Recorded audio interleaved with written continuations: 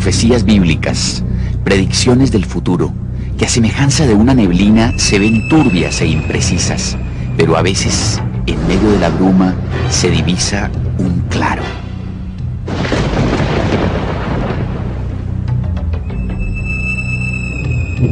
Tú, oh rey, veías, y he aquí una gran imagen, esta imagen que era muy grande y cuya gloria era muy sublime. Estaba en pie delante de ti, y su aspecto era terrible. Su pecho y sus brazos de plata, su vientre y sus muslos de bronce, sus piernas de hierro. Estabas mirando hasta que una piedra fue cortada. Este es el sueño, también la interpretación de él diré. Limpiezas étnicas, nuevas guerras, niños que asesinan a otros niños, economías al borde del colapso, adelantos en materia de clonación e ingeniería genética, nuevas enfermedades mortíferas, devastación y pérdida de vidas causadas por violentos cambios climatológicos, incremento del terrorismo nacional e internacional y un sinfín de cosas más. ¿Hacia dónde nos conduce la tecnología? ¿Resolverá el microchip los problemas del mundo? ¿Brindará al hombre más tiempo para disfrutar de la vida? ¿O acaso allana el camino para un omnisciente y todopoderoso supraestado? Aunque la Internet nos facilite la vida interconectándonos con personas de todo el orbe, ¿no será una de las causas de la desintegración familiar y la invasión de nuestra intimidad? ¿Qué nos deparará el nuevo milenio? ¿Un futuro promisorio para el hombre o su hora más desventurada? Cerca de 6 de cada 10 norteamericanos consideran que el fin del mundo se producirá en un futuro no muy lejano. 49% piensa que habrá un anticristo y 44% cree en la batalla final del Armagedón. ¿Habrá un Armagedón? Según la Biblia, sí, pero no todavía. Antes tendrán que producirse ciertos acontecimientos de grandes repercusiones que se detallan en las profecías, tanto del Antiguo como del Nuevo Testamento. Resulta sorprendente que de los 66 libros que conforman el Antiguo Testamento hebreo y el Nuevo Testamento cristiano, 18 guerra. Además de predecir con increíble detalle la historia de su propio pueblo, los profetas judíos han vaticinado el auge y caída de grandes imperios, así como el destino final de la humanidad.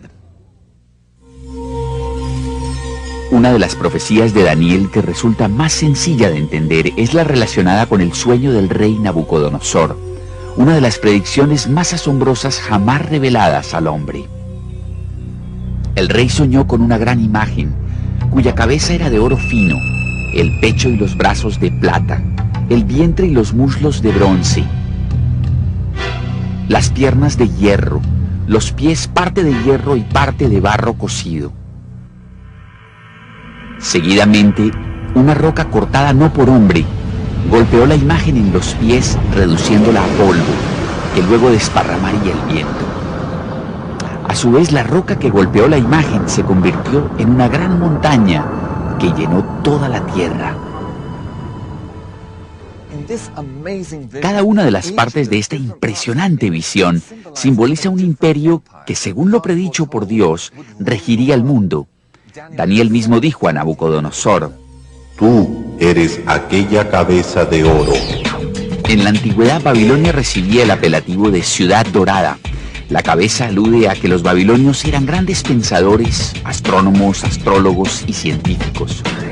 Los dos brazos de la imagen simbolizan el siguiente gran imperio, plasmado luego de una alianza entre los medos y los persas, que conquistaron Babilonia en el año 538 a.C. Estos eran muy hábiles con las manos y expertos en artesanía y construcciones. El imperio medo-persa fue subyugado por los griegos en el año 333 a.C. Dios equiparó a estos últimos con el vientre de la imagen. En efecto, los griegos fueron conocidos por su hedonismo y búsqueda del placer, simbolizados por el vientre o los apetitos de la carne.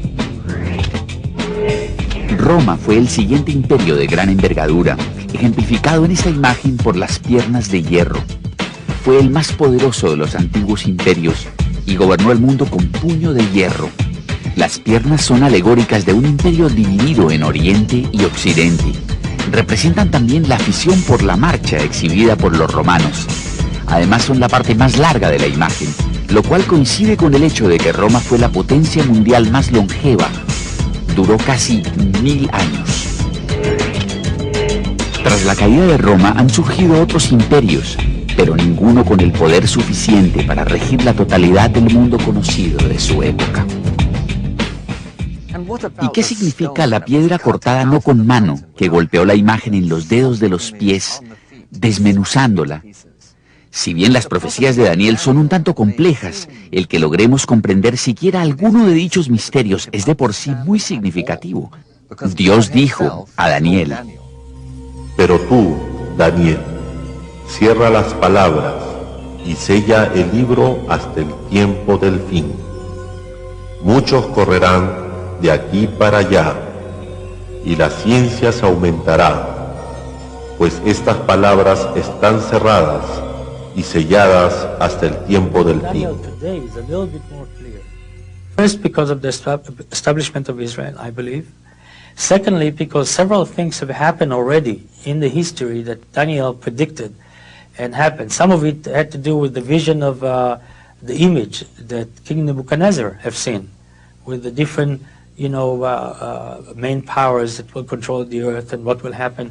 As we follow that study carefully, we can see very clearly the description of the Persian Empire, then the Greek Empire, then the Roman Empire, and then a situation as we have today, a clay mixed with iron, things that are, not very clear as they used to be in the past, which we have in our modern democratic society.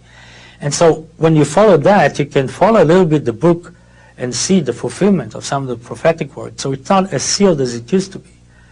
I do believe there are certain things that's still hidden from our eyes that Daniel talks about, and a good study, a thorough study, will open it up before those who really study it, along with the book of Revelation, because they are relating to each other.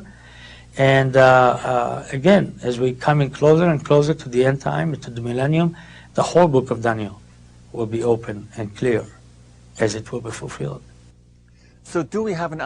¿Tenemos entonces alguna idea de lo que simbolizan los pies y los 10 dedos? Muchos estudiosos de la Biblia coinciden en una interpretación particularmente sorprendente de esta porción de la imagen, relacionada con Israel y su historia en los próximos años.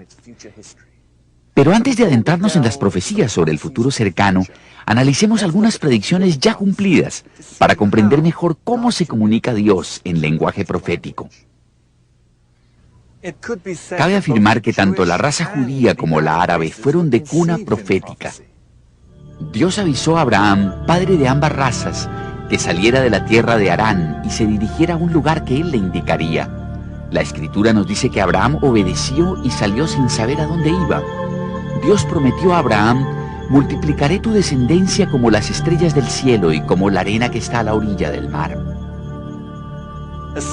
Algo a todas luces imposible, puesto que además de no tener hijos, su esposa Sara rondaba entonces los 90 años de edad.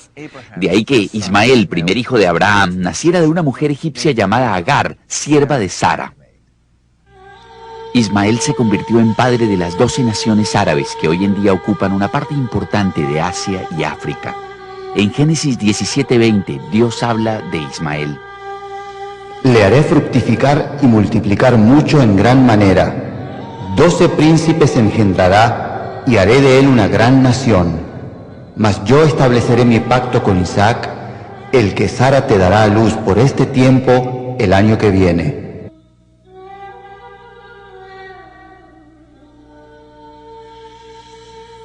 Al año siguiente, a los 91 años de edad, Sara dio a luz a Isaac, padre de Jacob, cuyos 12 hijos llegaron a ser los patriarcas de las 12 tribus judías. Si estudiara usted un mapa interactivo de Israel, vería que prácticamente todos los pueblos o sitios históricos a los que accediera están íntimamente relacionados con alguna profecía. Y de todos ellos, el más emblemático es la ciudad vieja de Jerusalén, que por muchos siglos ha sido capital mundial de la religión y el centro de 3 confesiones mayoritarias. Estamos frente al pórtico de Sión, puerta de acceso a la zona de Jerusalén construida por el rey David. Sión fue la joya más preciada de David. Sus salmos abundan en expresiones poético-proféticas acerca de él. Hoy en día su cuerpo reposa en esta tumba, en el paraje que tanto amó. Monte Sión significa ciudad de David. En una época fue el espacio más importante de Jerusalén, pero acabó siendo nada más que un campo arado, con lo que de paso se cumplió una profecía de Miqueas. Sión será arada como campo.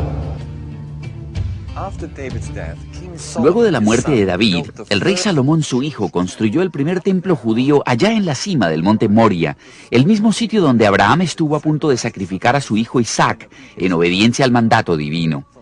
Desde ese momento, el monte Moria se convirtió en Sión, el lugar más sagrado para los profetas judíos de aquella época.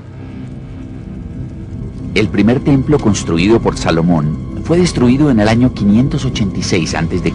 por los ejércitos del rey Nabucodonosor. Luego de ser reconstruido en el año 516 a.C., el segundo templo permaneció en este lugar durante 656 años, hasta que lo destruyeron los romanos en el año 70 después de Cristo, cumpliendo así una profecía de Jesús que poco antes de su muerte expresó a sus discípulos. ¿Veis todo esto? De cierto os digo que no quedará aquí piedra sobre piedra que no sea derribada. Jesús predijo que el templo sería demolido piedra por piedra, pronóstico que el ejército romano del emperador Vespasiano, a las órdenes del general Tito, cumplió al pie de la letra 40 años más tarde. Jerusalén acabó saqueada e incendiada y 100.000 judíos fueron crucificados por toda la ciudad. Los romanos quemaron también el templo, hecho mayormente de madera y adornado con oro y plata. Los metales fundidos se colaron por entre las grietas de las piedras que formaban el cimiento. Los soldados desbarataron luego los cimientos para hacerse con el oro y la plata. Así no quedó una sola piedra sobre otra, y se cumplió textualmente la profecía de Jesucristo. Lo único que quedó del templo fue este muro de contención, construido para poder aplanar la cima del monte Moria y asentar el templo sobre ella. Ahora se lo conoce como el Muro Occidental, lugar a donde acuden los judíos a orar. Después del saqueo de Jerusalén en el año 70 de nuestra era, el pueblo judío se dispersó por todas las naciones de la tierra, la diáspora profetizada por Moisés en el Levítico. Y a vosotros os esparciré entre las naciones, y desenvainaré espada en pos de vosotros, y vuestra tierra estará asolada, y desiertas vuestras ciudades. Durante casi 1900 años, los judíos se aferraron a las numerosas profecías del Antiguo Testamento que predecían su posterior regreso a la tierra de Israel. Este es probablemente el predio religioso más conflictivo del mundo. El monte Moria, el lugar sagrado en que el pueblo judío, en el primer milenio de su historia, realizaba sacrificios de animales. Según la tradición islámica, fue aquí donde el profeta Mahoma ascendió al cielo a comienzos del siglo VII. Y según la profecía bíblica, es aquí también donde se erigirá el tercer templo judío.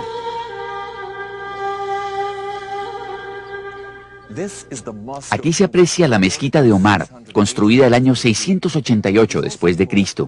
Se la llama también el Domo de la Roca, ya que dentro de ella se encuentra la roca sobre la que Abraham iba a sacrificar a Isaac. Durante los 500 años de dominio romano y bizantino, Palestina fue mayoritariamente cristiana, pero en el año 641 quedó bajo el influjo del Islam. En el año 1099 los cruzados europeos tomaron Jerusalén y establecieron un reino feudal que duró hasta 1291, fecha en que fueron expulsados por los egipcios. A partir de 1516, Palestina fue anexada al Imperio Otomano y permaneció 600 años bajo su dominio, hasta que los ingleses la tomaron en 1918 sobre el final de la Primera Guerra Mundial. Una profecía musulmana auguraba que Jerusalén sería conquistada por un profeta de Dios sin necesidad de hacer un solo disparo. Así que cuando el general Allenby, al mando de las fuerzas británicas, rodeó la ciudad, sus habitantes, al enterarse de su nombre, se entregaron sin ofrecer resistencia. Es que en árabe, Alan Bey significa profeta de Dios. Precisamente aquí, en esta puerta de la ciudadela de David, Allenby proclamó la victoria en nombre de las fuerzas británicas y aliadas.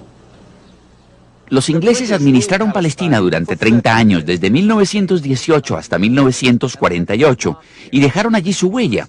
Se construyeron numerosas iglesias cristianas, se restauraron muchos sitios arqueológicos, y sin saberlo, cumplieron otra profecía. He aquí la ciudad de Haifa, la perla del Mediterráneo y puerta de entrada a Israel. Detrás de ella se alza el monte Carmelo, donde el profeta Elías liquidó a los 450 falsos profetas de Baal. El patriarca judío Jacob predijo que esta tierra de Zebulón se convertiría en puerto de naves. Durante miles de años las naves no podían atracar en esta ensenada a causa de su escasa profundidad. Pero después que los ingleses dragaron la bahía en los años 30, Haifa se convirtió en el principal puerto de Israel.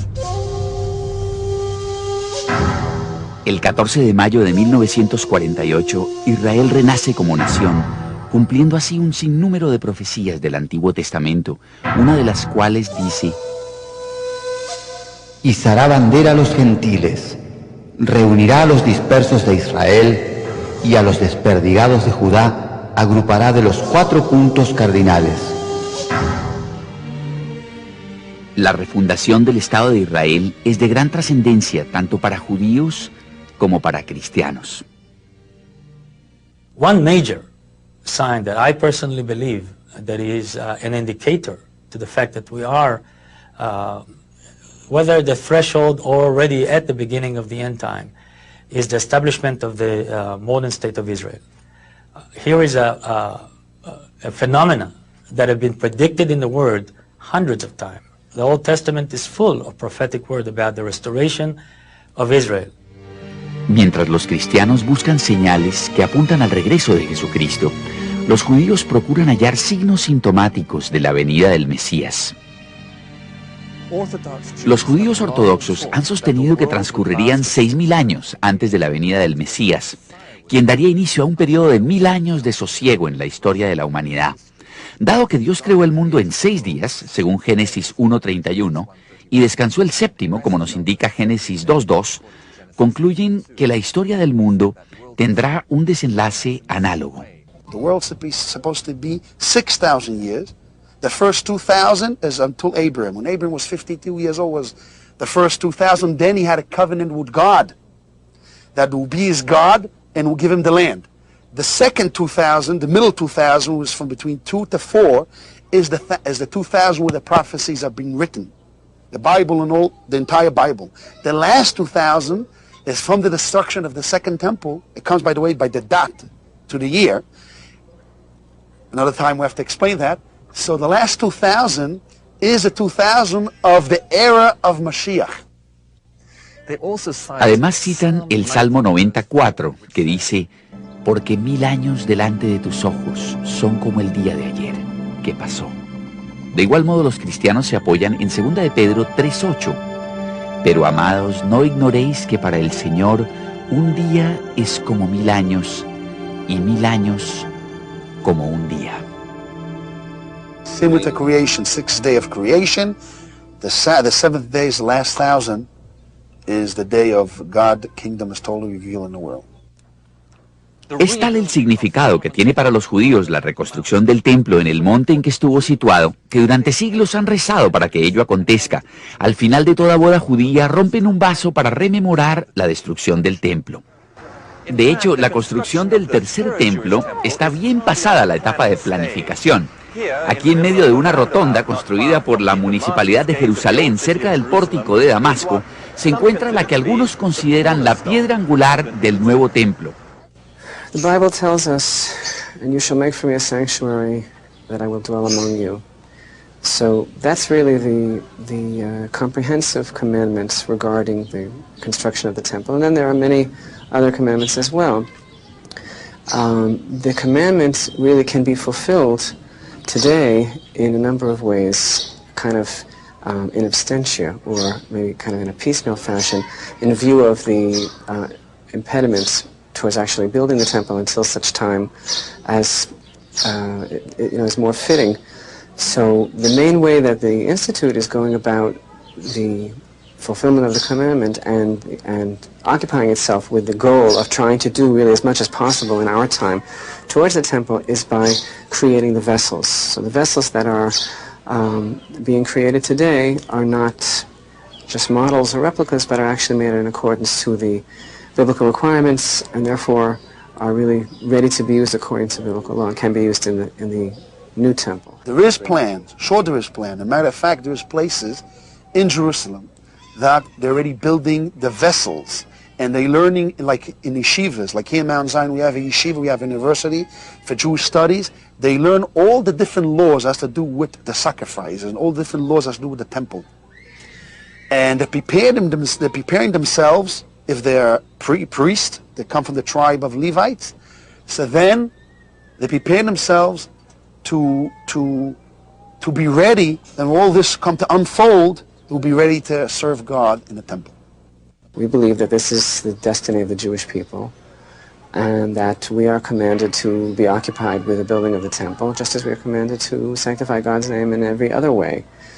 So no, we're not really waiting for the Messiah. We don't feel that his arrival is a prerequisite for the building of the temple.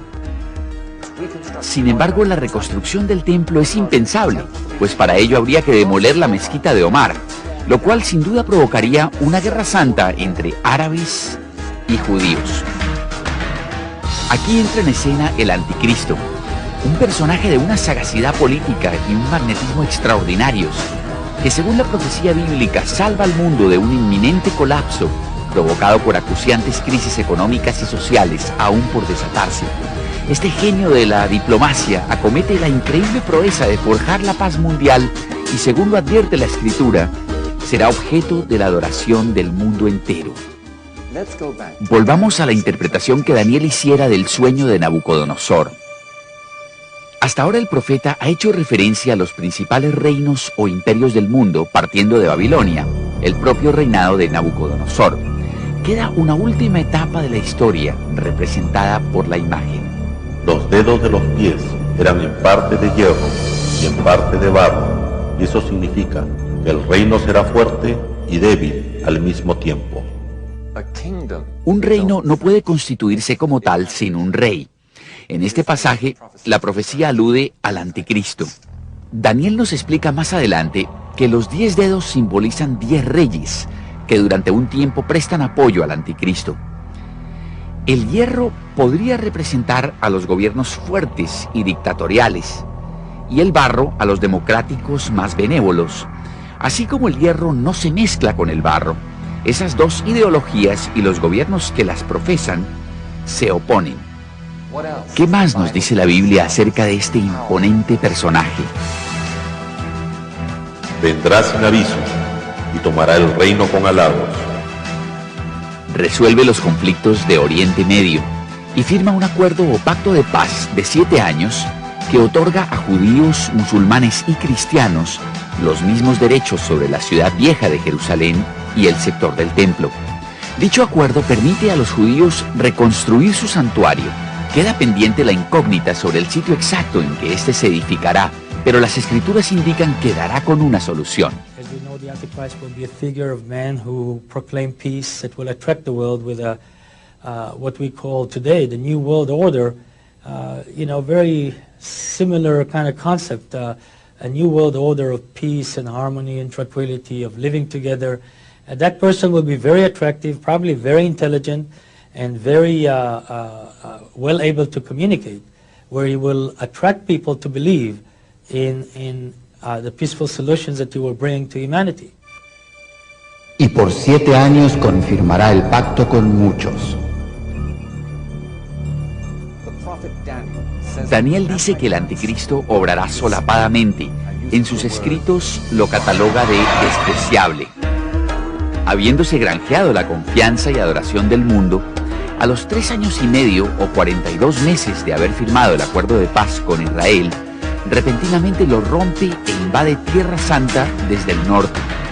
Detiene los cultos que para entonces ya se habrán reiniciado en el templo y revela su verdadera personalidad.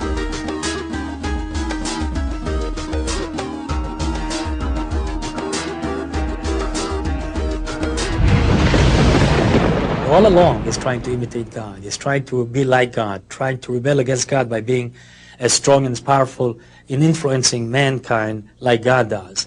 And so the Antichrist will have a lot of aspects that will appear as, portrayed for the Messiah, for Christ. He may be a very powerful man. He may even do some supernatural acts. We don't know.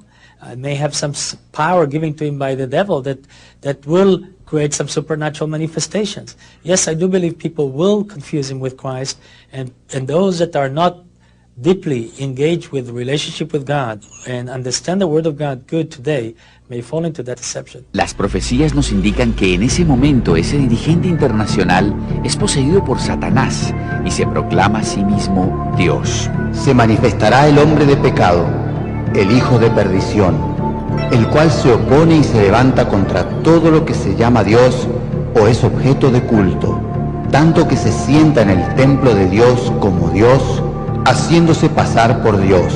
A la mitad de la semana hará cesar la ofrenda y el sacrificio. Fue aquí precisamente, en el Monte de los Olivos, que Jesús se explayó en la profecía de Daniel, instruyéndonos más sobre la misma. Indicó a sus seguidores qué debían hacer cuando el anticristo abrogara los sacrificios del templo e instaurara la abominación desoladora, su propia imagen a modo de deidad, en el lugar santo. Por tanto, cuando veáis en el lugar santo la abominación desoladora de que habló el profeta Daniel, entonces los que estén en Judea huyan a los montes.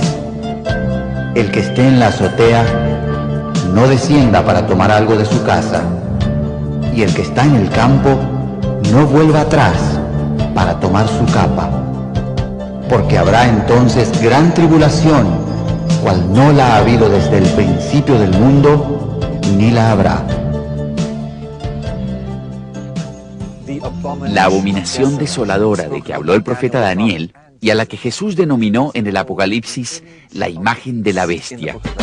Tomando en cuenta la descripción que hacen de ella los profetas, podría tratarse de una gigantesca computadora capaz de hablar y decretar la muerte de todo el que rehúse adorarla. El rey hará su voluntad y se ensoberbecerá, y se engrandecerá sobre todo Dios, y contra el Dios de los dioses hablará maravillas. Del Dios de sus padres no hará caso, ni del amor de las mujeres, ni respetará a Dios alguno, porque sobre todo se engrandecerá. Este es el momento en que el anticristo exige que todos reciban la marca de la bestia, que quizás sea un microcircuito o pastilla de silicio insertado en la frente o un número de identificación en la mano, sin los cuales la gente no podrá comprar ni vender ni realizar ningún intercambio comercial. Y hacía que a todos, grandes y pequeños, ricos y pobres, libres y esclavos, se les pusiese una marca en la mano derecha o en la frente, y que ninguno pudiese comprar ni vender, sino el que tuviese la marca o el nombre de la bestia, o el número de su nombre. Y su número es 666. Por primera vez en la historia existe la infraestructura tecnológica necesaria para que un dictador mundial materialice este tipo de sociedad absolutista, paternalista. El dinero está en vías de extinción. Las tarjetas plásticas con cintas magnéticas o microcircuitos poco a poco están sustituyendo a los billetes y monedas. No todo el mundo se fía del anticristo. Eso le impide implantar totalmente su régimen mundialista. Daniel predice que algunos países se rebelan y se niegan a rendirle culto, sobre todo las naciones cristianas, islámicas y judías, que en su mayoría rechazan la idolatría.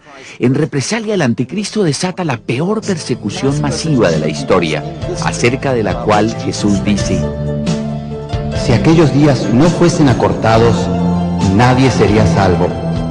Mas por causa de los escogidos, aquellos días serán acortados. Esta cacería humana a escala planetaria nos recuerda las persecuciones romanas de los primeros cristianos, solo que mucho peor, dura 3 años y medio y se la conoce como la Gran Tribulación. Entonces aparecerá la señal del Hijo del Hombre en el cielo.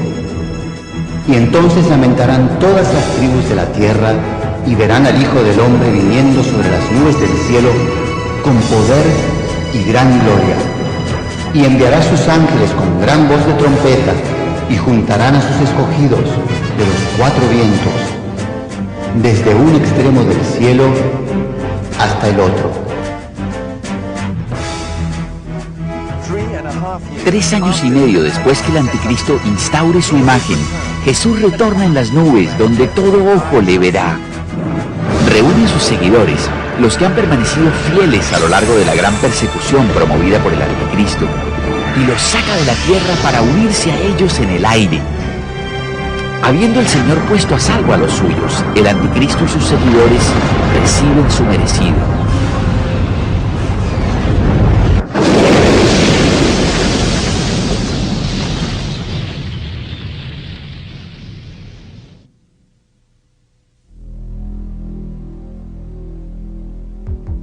Oí una gran voz que decía desde el templo a los 7 ángeles: Id y derramad sobre la tierra las 7 copas de la ira de Dios.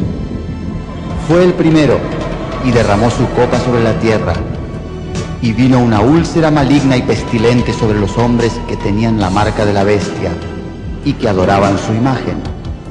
El segundo ángel derramó su copa sobre el mar, y éste se convirtió en sangre como de muerto, y murió todo ser vivo que había en el mar. El tercer ángel derramó su copa sobre los ríos y sobre las fuentes de las aguas, y se convirtieron en sangre. El cuarto ángel derramó su copa sobre el sol, al cual fue dado quemar a los hombres con fuego, y los hombres se quemaron con el gran calor y blasfemaron el nombre de Dios, que tiene poder sobre todas estas plagas, y no se arrepintieron para darle gloria. El quinto ángel derramó su copa sobre el trono de la bestia, y su reino se cubrió de tinieblas, y mordían de dolor sus lenguas, y blasfemaron contra el Dios del cielo por sus dolores y por sus úlceras, y no se arrepintieron de sus obras. El sexto ángel derramó su copa sobre el gran río Éufrates, y el agua de éste se secó, para que estuviese preparado el camino a los reyes del oriente, y los reunió en el lugar que en hebreo se llama Armagedón.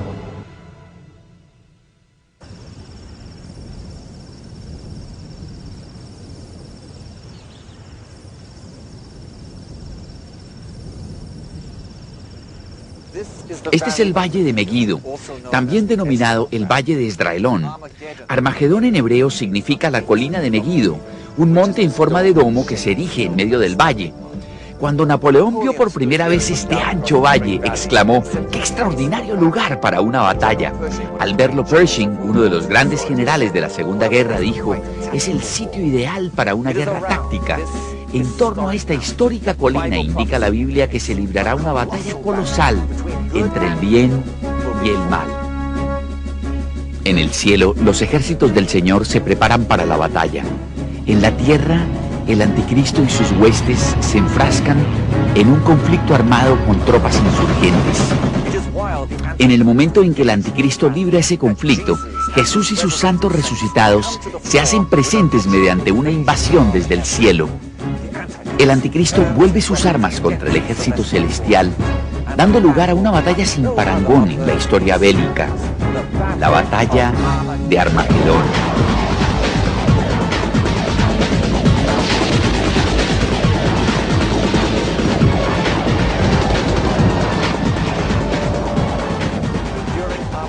Durante el Armagedón, Dios responde las oraciones de quienes llevan largo tiempo implorando justicia. La paciencia divina ante la perversidad del hombre ha tocado a su límite. Estruendo de multitud en los montes, como de mucho pueblo. Estruendo de ruido de reinos, de naciones reunidas. El Señor de los ejércitos pasa revista a las tropas para la batalla. Vienen de lejana tierra, de lo postrero de los cielos, el Señor y los instrumentos de su ira, para destruir toda la tierra. Aullad, porque cerca está el día del Señor. Vendrá como asolamiento del Todopoderoso. Y castigaré al mundo por su maldad y a los impíos por su iniquidad, y haré que cese la arrogancia de los soberbios y abatiré la altivez de los fuertes.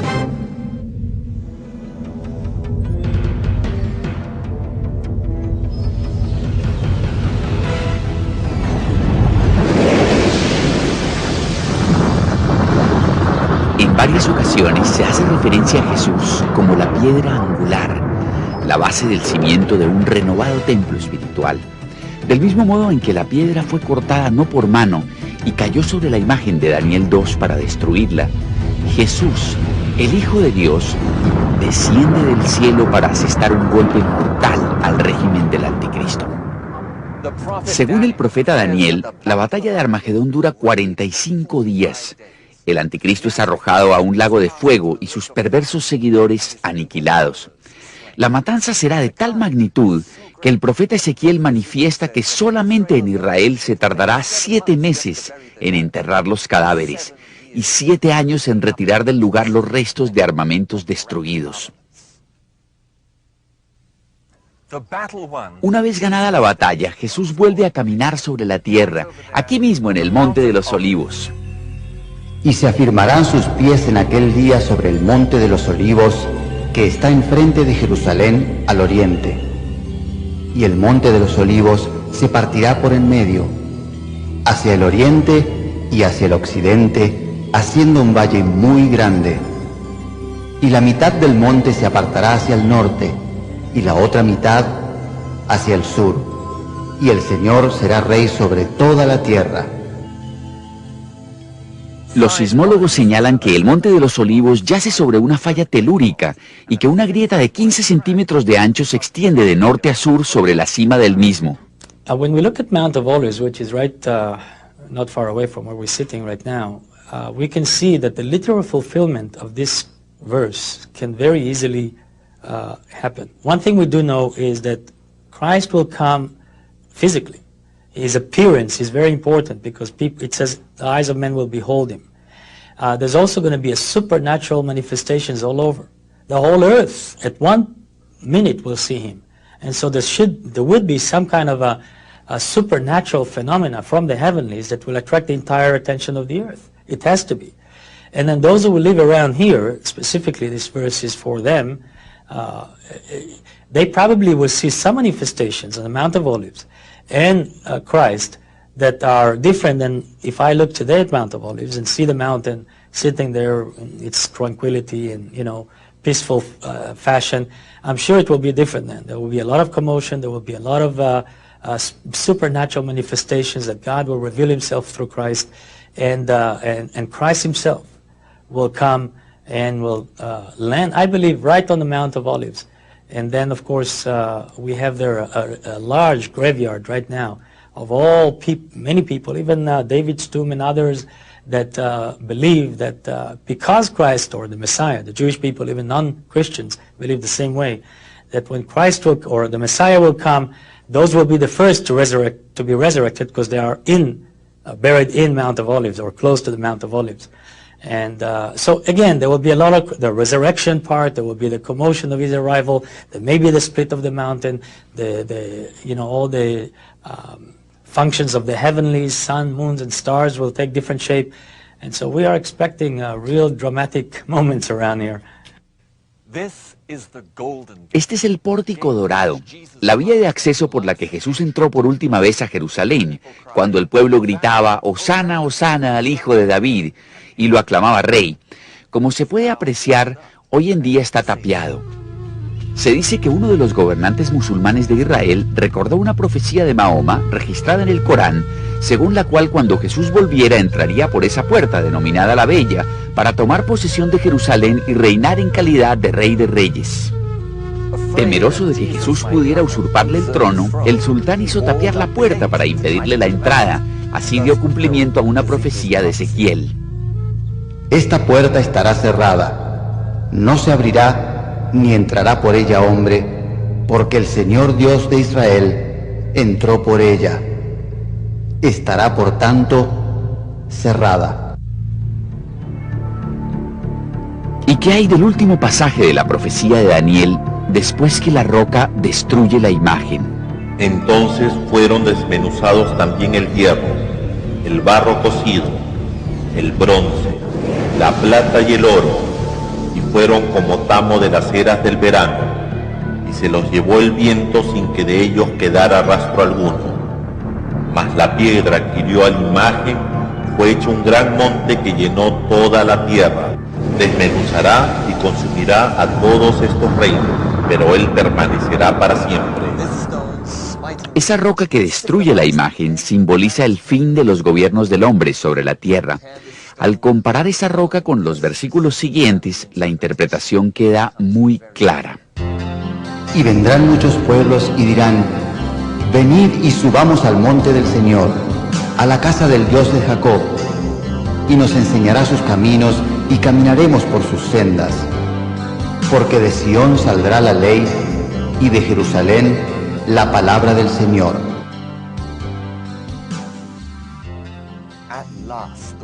Por fin el mundo será gobernado con equidad, con verdadera justicia, y habrá libertad, paz, abundancia y felicidad para todos. Ya no tendrá vigencia la filosofía inhumana y egoísta que entrega el mundo en manos de los poderosos. Ya no habrá más corrupción, vicio, delincuencia, sobornos e injusticias. Jesús, sus ángeles y sus seguidores resucitados establecerán un gobierno recto que administrará auténtica justicia para todos. Y juzgará entre las naciones y reprenderá a muchos pueblos, y volverán sus espadas en rejas de arado y sus lanzas en hoces. No alzará espada nación contra nación, ni se adiestrarán más para la guerra. Quebrantó el Señor el báculo de los impíos, el cetro de los señores. Toda la tierra está en reposo y en paz. Cantaron alabanzas. Milenio es una palabra de origen latino que significa 1000 años y que ha sido utilizada por exégetas bíblicos para referirse a un espléndido periodo, una edad dorada en que reinará la paz en la tierra. Durante el milenio, cuando el anticristo sea arrojado al lago de fuego, el diablo que lo poseyó permanecerá atado con cadenas en el corazón de la tierra, en el abismo.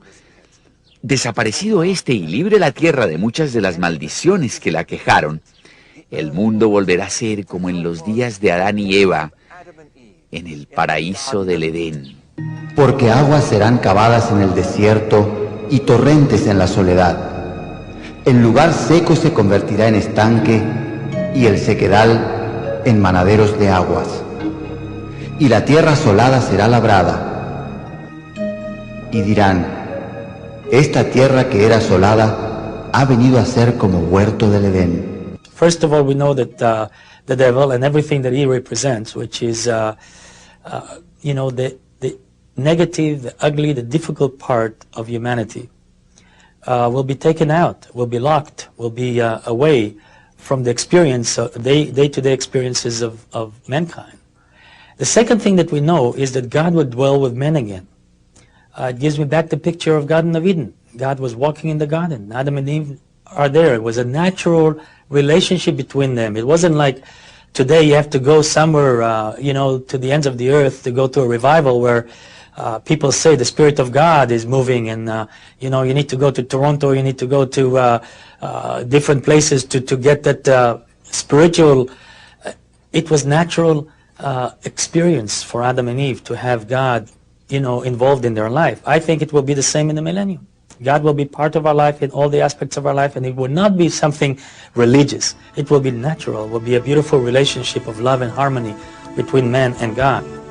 Morará el lobo con el cordero, y el leopardo con el cabrito se acostará.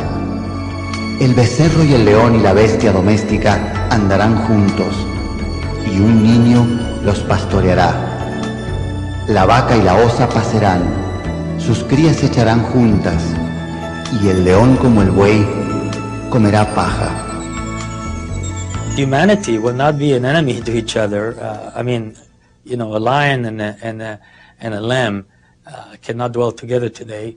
But also in Yugoslavia, for example, the Serb and the Albanians cannot live together, and in Turkey, the Kurdistan people and the Turkish cannot live together, and in Israel, the Arabs and the Jews cannot live together. In other words, the same picture that we see of the animal world, this violent action for survival and all this aggression between certain groups of animals to others, we see that in humanity in a different way. Since in the millennium, the whole concept of humanity will be different. There will be love, harmony, hate will be gone, and all the negative effect of the devil influence of our life and our flesh and all that stuff will not be the prevalent thing, but the spiritual aspect of God and our positive aspect of our characters will be the things that will really be the strongest emphasis in the millennium. I think also nature will behave in the same way. I think God will change the shape, the heart of animals. And I think there will be provision for a lion to eat without a need to destroy or to kill a lamb. And I think also their nature will be changed because God will touch the entire creation. And in the millennium, everything will be under God and with God. And I believe also you'll see that it will affect the animals, it will affect the birds, it will affect, every creature on the face of earth for 1,000 years. No harán mal ni dañarán en todo mi santo monte, porque la tierra será llena del conocimiento del Señor, como las aguas cubren el mar. The devil will be locked for 1,000 years, and then later on he will be released. So there will be some kind of connection to him that we don't understand how it will be, but those will be immobile, unable to influence society for 1,000 years. They are limited in those 1,000 years with their powers and their ability to influence humanity. Durante el milenio, el mundo volverá a utilizar medios de transporte que no contaminen el medio ambiente. Por ejemplo, caballos, camellos, vehículos de tracción animal y majestuosos buques de vela. Tampoco habrá grandes ciudades, industria pesada, fábricas que expidan gases y humos tóxicos, ni máquinas destructivas. El mundo retornará a una sociedad mayormente agraria. La gente vivirá en pequeñas épocas que sirvieron a Dios.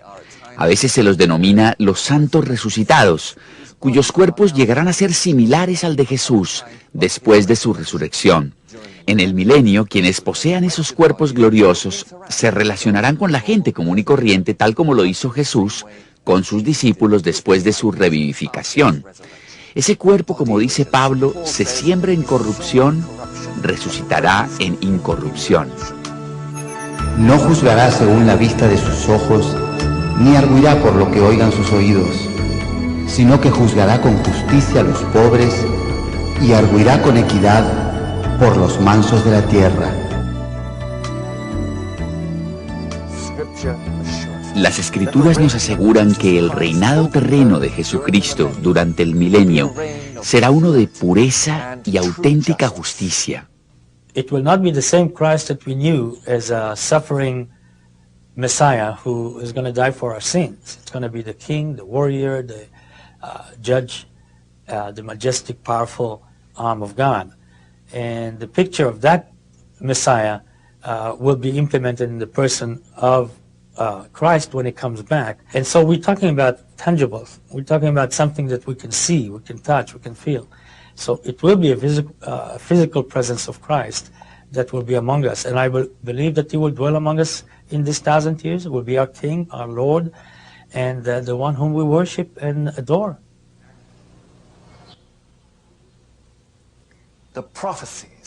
Las profecías que hemos estudiado en este video son apenas unas pocas de las miles pronunciadas por los profetas de la Biblia acerca de imperios, individuos y acontecimientos internacionales que se han cumplido con pasmosa exactitud.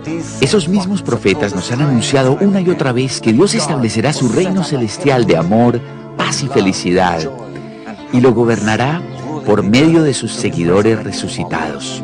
El reino y el dominio y la majestad de los reinos debajo de todo el cielo sea dado al pueblo de los santos del Altísimo, cuyo reino es reino eterno y todos los dominios le servirán y obedecerán. Dios ha dado al hombre ocasión de resolver sus problemas y forjar un mundo de paz y felicidad.